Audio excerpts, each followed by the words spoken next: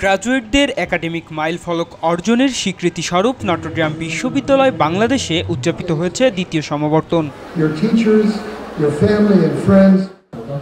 আজ শনিবার রাজধানীর মতিঝিলে অবস্থিত বিশ্ববিদ্যালয়ের নিজস্ব ক্যাম্পাসে জাঁকজমকপূর্ণ অনুষ্ঠানের মধ্য দিয়ে এটি উদযাপন করে নটরডেম বিশ্ববিদ্যালয়ের গ্র্যাজুয়েটবৃন্দ।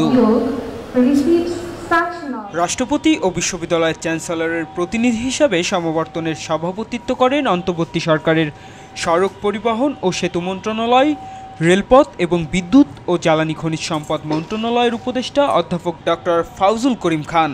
নটরডেম বিশ্ববিদ্যালয় বাংলাদেশের ফল 2019 থেকে স্প্রিং 2024 শিক্ষাবর্ষে উত্তীর্ণ স্নাতক 1033 জন এবং স্নাতকোত্তর 328 জন, মোট 1361 জন শিক্ষার্থীকে তাদের নিজ নিজ ডিগ্রি প্রদান করছি।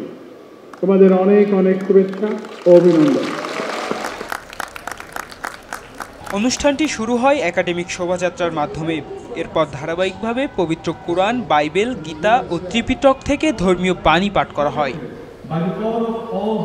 তারপর গ্রাজুয়েটদেরকে স্বর্ণপদক পরিয়ে দেন উপদেষ্টা এবং উপাচার্য শিক্ষার্থীদের হাতে সার্টিফিকেট তুলে দেন।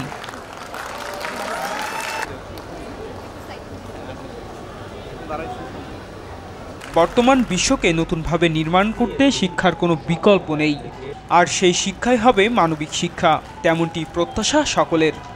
পার্থ সাহা, খবরের কাগজ, Dhaka.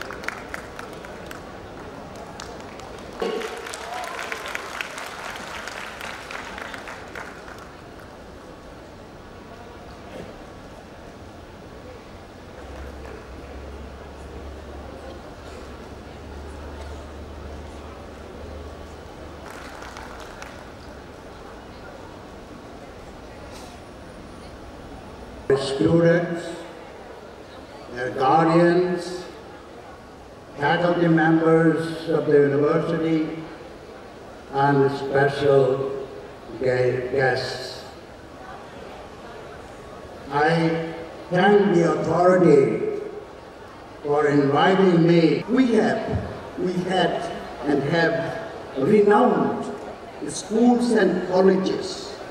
Indeed, they are the best in Bangladesh. খবরের কাগজ, নিখাদ, নির্ভীক, নিরপেক্ষ।